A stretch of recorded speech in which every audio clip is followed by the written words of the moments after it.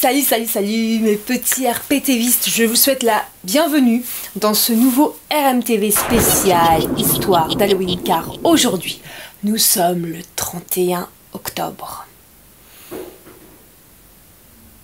Vous avez été nombreux à me raconter des histoires qui sont toutes vécues et des histoires assez terrifiantes qui tournent autour du paranormal. Alors je vais les raconter sans vous trahir à la première personne. Et sans plus tarder, nous allons commencer et rentrer directement dans le vif du sujet parce que je sais très bien que vous en avez ras-le-bol de mes intros fleuves. Donc aujourd'hui, on fait une intro ruisseau et on l'a réduit. Allez, générique.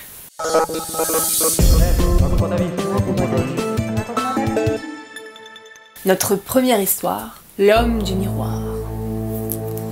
C'était un soir, il était à peu près 18 h. Je commençais tout doucement à entrer en état de dépression depuis quelque temps. J'avais décidé de lire en face de mon miroir, sur mon lit. Je lisais tranquillement, quand tout d'un coup, je ne sais pas pourquoi, j'ai décidé de regarder le miroir qui se trouvait en face de moi. Je distinguais ma silhouette, mon corps, mais à la place de mon visage, il y avait le visage d'un homme. Un homme assez âgé, ridé, cerné et terriblement triste. J'ai fixé le miroir, j'avais assez peur. J'ai fermé les yeux, je les ai rouverts. Le visage était encore là, il m'observait. J'ai répété l'opération plusieurs fois. Le visage ne voulait pas disparaître. J'étais terrifiée, j'avais l'impression de devenir complètement folle. Et puis, au bout de 3 minutes environ, voyant que le visage était toujours là, j'ai décidé de reprendre mon livre, de poursuivre ma lecture et de ne plus y penser. Cet homme, avec son infinie tristesse, me renvoyait l'image de la mienne. Première histoire. L'étrange appartement. Il y a longtemps, nous habitions avec toute ma famille dans un petit appartement de la banlieue parisienne. Il y avait ma mère, mon père, ma grand-mère, mes 3 frères, ma sœur et moi-même. Nous avons tous été témoins de situations étranges, paranormales, d'apparitions. Nous avons vu les mêmes silhouettes au même moment, faisant les mêmes choses. C'était assez effrayant. Avec mes frères, nous avons souvent vu des esprits passer devant nous. Une fois d'ailleurs, nous étions donc au 4e étage, nous en avons vu un passer à l'extérieur, devant la fenêtre. Et ça ne pouvait pas être une hallucination puisque mon frère avait vu la même chose que moi. Je me suis toujours demandé si les gens dehors pouvaient aussi les voir. Il y avait entre ces apparitions qui passaient des fois devant nos chambres, les radios aussi s'allumaient toutes seules et se mettaient à grésiller. Et quand nous avons déménagé de cet appartement, toutes ces apparitions ont disparu. L'histoire que je vais vous raconter, ou du moins les 2 histoires qui vont suivre, sont des histoires qui me sont arrivées donc dans cet appartement. La première histoire, c'était un soir. Nous étions au salon avec mes 3 frères, devant la télévision en train de regarder une série. Nous étions seuls dans l'appartement, mes 3 frères et ma grand-mère. Ma grand-mère a sa chambre tout au bout du couloir. Et elle a l'habitude de passer sa tête dans l'entrebâillement de la porte pour voir ce qu'il se passe. Évidemment, c'est effrayant. Elle pourrait se mettre carrément devant la porte, elle pourrait carrément rentrer tout son corps, mais non. Elle a l'habitude de juste passer sa tête.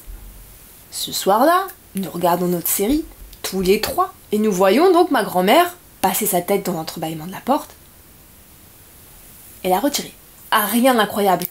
Sauf que ma grand-mère était avec nous, au salon, assise à côté, dans son fauteuil. Quand nous nous sommes rendus compte de sa présence avec nous, nous avons été saisis d'effroi. Qu'est-ce que c'était que cette tête? Qui était cette personne? Était-ce ma grand-mère ou un esprit? Nous ne le saurons jamais. J'ai ma petite idée. Qu'est-ce que c'était que cette personne, cette tête? Est-ce que c'était la grand-mère? Est-ce que c'était une réminiscence de la matière, des énergies, de l'aura? Comme cette grand-mère avait l'habitude de passer sa tête, peut-être qu'il y avait quelque chose, une énergie qui répétait cette action inlassablement. Et peut-être qu'ils ont réussi à capter ça. Ou bien était-ce un esprit? Ou alors une réalité parallèle qui s'était imbriquée dans la leur. Je serais curieuse d'avoir vos avis en commentaire. La seconde histoire qui s'est passée dans cet appartement, je vais vous la raconter. C'était juste avant que nous déménagions. L'appartement étant assez vétuste et assez sale, nous avions décidé d'en faire quelques travaux pour espérer récupérer notre caution. Les papiers peints étaient vieux, donc nous avons décidé de les remplacer. J'étais en train de m'occuper de ma chambre, j'enlevais le vieux papier peint et je préparais la colle pour installer le nouveau. J'étais baissée vers le pot et je mélangeais la colle. Quand soudain j'ai eu une intuition, une petite voix dans ma tête qui m'a dit « Attention, on va te toucher les fesses ». Instinctivement, je me suis crispée. Et à peine 1 seconde après avoir entendu ça, j'ai senti une main dans le bas du dos. Une main glaciale me touchait. Je me suis retournée, je n'ai rien vu. J'ai reposé mon pinceau et j'ai couru dans la chambre de ma sœur qui m'a demandé qu'est-ce qui m'arrivait et pourquoi j'étais là. Je lui ai dit que j'avais terminé mon travail et que je reprendrais le papier peint demain. Je n'en ai jamais parlé à personne. Alors qu'est-ce que c'était? Est-ce que cette voix était mon intuition qui me mettait en garde d'une attaque de fantôme? Ou bien était-ce le fantôme lui-même qui m'avait murmuré de faire attention? Fin de l'histoire de l'appartement maudit. L'inconnu de l'escalier. À l'époque, j'habitais encore chez mes parents. Nous habitions tous, d'ailleurs, chez mes parents. Il faut savoir que c'est une très vieille maison, qui a été construite dans les années 50, sur une ancienne déchetterie. D'ailleurs, très souvent, quand mon père retournait la terre, nous trouvions des débris de vaisselle, de verre, ce genre de choses. D'ailleurs, quand ils avaient creusé les fondations, les ouvriers étaient tombés sur un camion enseveli. La maison n'était pas très bien isolée, et régulièrement le parquet craquait. Elle était assez effrayante cette maison, surtout la nuit, quand je me retrouvais seule, et que j'entendais des petits pas, des petits craquements dans le grenier, essentiellement. Mais rien d'incroyable. Ayant l'esprit assez cartésien, je rationalisais assez vite et j'évitais de paniquer, ce qui n'était pas forcément le cas de ma sœur, qui elle était persuadée que la maison était hantée. D'ailleurs, elle avait pris une photo avec son petit téléphone à clapet, à l'époque, un selfie, et à l'arrière-plan, nous pouvions distinguer une espèce de visage de biker. Simple effet de pareidolie ou véritable apparition, le débat était ouvert. Ma sœur était persuadée qu'il y avait un fantôme, moi j'étais persuadée que c'était un effet de lumière. Et d'ailleurs, je rigolais assez souvent car lorsque les affaires disparaissaient, j'engueulais notre fantôme biker, qui pour moi était le seul fautif de ces disparitions. La maison aussi avait un lourd passif. Tous les couples qui y avaient habité, donc les 3 couples précédant mes parents, avaient tous divorcé et avaient l'habitude de s'engueuler, assez fortement. Mes parents n'ont pas échappé à la règle, du moins pour les disputes, puisqu'ils sont toujours ensemble. Il y avait une réelle tension dans cette maison, une énergie assez négative. Mais ça, c'est l'histoire de la maison. L'histoire vraiment qui nous intéresse et que je voulais vous raconter commence comme ça. Il était à peu près entre 23h et 1h du matin, étant donné que j'étais en train de refaire ma chambre, et que je n'avais pas de lit, je dormais sur un matelas à même le sol. La maison est mal foutue et hyper mal isolée. Les 3 chambres sont sur le même palier, c'est-à-dire que pour rentrer dans la chambre de ma sœur, il faut passer par la mienne. Donc, niveau intimité, 0. On entend tout. Si je me mets à éternuer, ça peut réveiller tout le monde. Et en général, ça fait hurler tout le monde. Cette nuit-là, nous étions tous en train de dormir, ou plus ou moins en train de dormir. À un moment, nous avons entendu dans l'escalier des bruits de pas, et la lumière s'est allumée. Dans notre sommeil, chacun pensait que c'était l'un ou l'autre qui était descendu pour aller aux toilettes. Or, les bruits de pas dans l'escalier et la lumière qui s'est allumée d'un coup a dérangé ma sœur, qui s'est mise à hurler sur moi, pensant que c'était moi qui descendais aux toilettes. Ma mère, réveillée par les hurlements de ma sœur, se met à crier également sur moi. Et moi, dans un demi-sommeil, je commence à dire que ce n'est pas moi et qu'il faut me foutre la paix parce que je suis en train de dormir. Mon père se réveille et va éteindre la lumière et tout le monde se rendort. Un peu plus tard, cette nuit-là, je dirais au petit matin peut-être, je dormais d'un sommeil assez paisible et j'ai senti quelque chose s'approcher de moi. Une présence terriblement bienveillante. Une présence plutôt féminine. Elle se rapprochait de moi et j'ai senti sa main sur ma joue et mes cheveux, me caresser et me chuchoter à l'oreille « Je t'aime ». Le matin au petit déjeuner, nous nous sommes tous retrouvés dans la cuisine et nous avons évoqué ce qui s'était passé dans la nuit. L'escalier qui grinçait, la lumière allumée. Personne n'était descendu. Absolument personne. Et lorsque j'ai raconté cette histoire-là, cette présence, ma sœur m'a dit qu'elle avait ressenti la même chose. Quant à ma mère, elle avait rêvé cette nuit-là de ma cousine qui s'était donné la mort quelque temps avant. Je reste persuadée que c'est elle qui est venue nous voir et nous dire au revoir avant de rejoindre la lumière, définitivement. L'entité non pacifique. C'était un soir ou une nuit, je dormais dans mon petit lit, je dormais paisiblement. J'entends quelqu'un monter l'escalier. Je me dis que c'est mon père, puisqu'il a l'habitude très régulièrement de vérifier si je suis bien dans ma chambre, car il s'inquiète quand je sors et que je rentre tard. Donc je me dis, il est venu voir si tout va bien. Je continue mon sommeil. Donc les pas se rapprochent de ma chambre, la porte s'ouvre, je sens que mon père rentre dans ma chambre. Dans mon sommeil, je me dis que c'est quand même étrange, puisque mon père n'a pas l'habitude de rentrer dans ma chambre. Il jette un coup d'œil, mais c'est tout. Là, la chose, nous l'appellerons la chose, rentre dans ma chambre.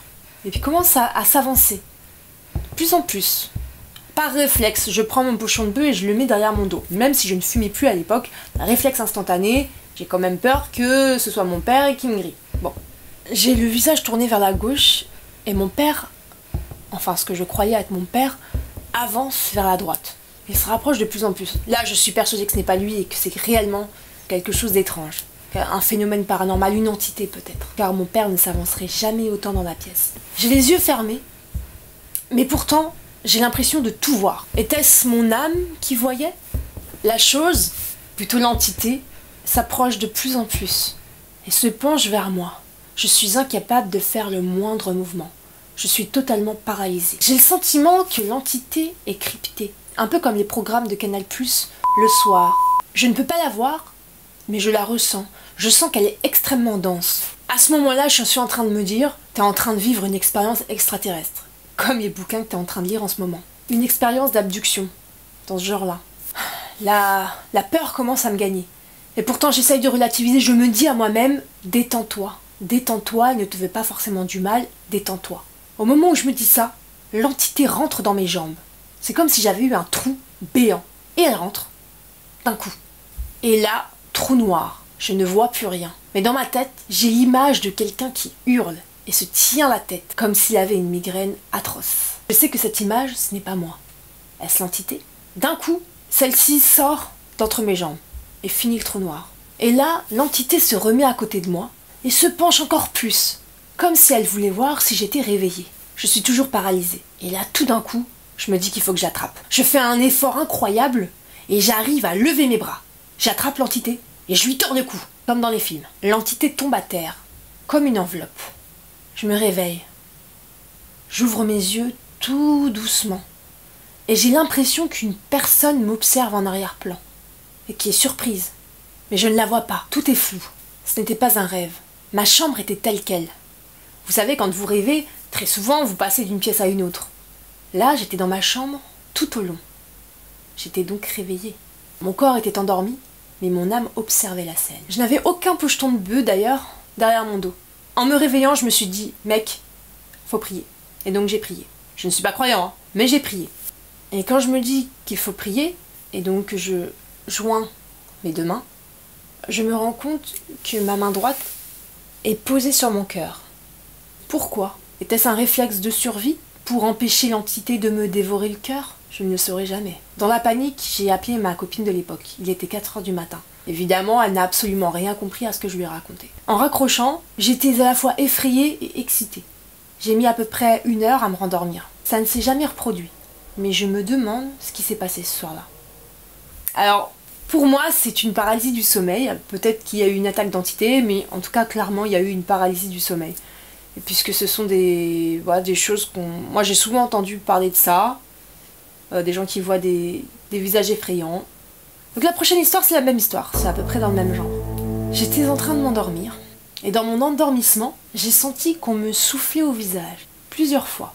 J'ai d'abord pensé qu'il s'agissait de mon frère, qui voulait me faire une blague. Je me parlais intérieurement et je me disais, il est relou. Je vois que ça continue. De plus en plus. Alors je me décide à ouvrir les yeux. Et quand je les ouvre, je vois un visage très pâle, de femme. C'est un visage tout blanc qui est collé au mien. Tout pâle, il n'y a pas de forme. J'hurle de terreur et je me mets à courir partout dans la maison. Alors là, si ça m'arrive, moi c'est bon, ça y est, je fais un malaise. Bah, ça m'est déjà arrivé. J'ai déjà vu un espèce de diablotin dans un sommeil, en ouvrant mes yeux. Un visage un peu diabolique, moi ça m'est déjà arrivé, ça, des visages comme ça, tu t'endors et tu vois un visage grimaçant, diabolique, un genre d'incube. T'as l'impression qu'il va vouloir, qu'il veut manger ton âme. En général, dans ces cas-là, moi je récite Notre Père. Ça me calme déjà et ça fait disparaître la vision. Mais c'est très étrange. Est-ce que ce sont des entités? Est-ce que ce sont des phénomènes liés à une sorte de paralysie du sommeil? Est-ce que c'est le cerveau qui crée ça? Puisque la nuit, on a tendance à avoir peur. C'est assez humain. Donc peut-être qu'on imagine un tas de choses, parce que c'est le lieu de toutes les fantasmagories. Peut-être pas. En tout cas, faites attention à vous, ce soir. Car n'oubliez pas qu'il y a un portail, le portail diabolique, qui sera ouvert entre minuit et 3 h du matin. Donc faites bien attention, protégez vos âmes, les petits herpétivistes. Je vous embrasse. Faites attention à vous.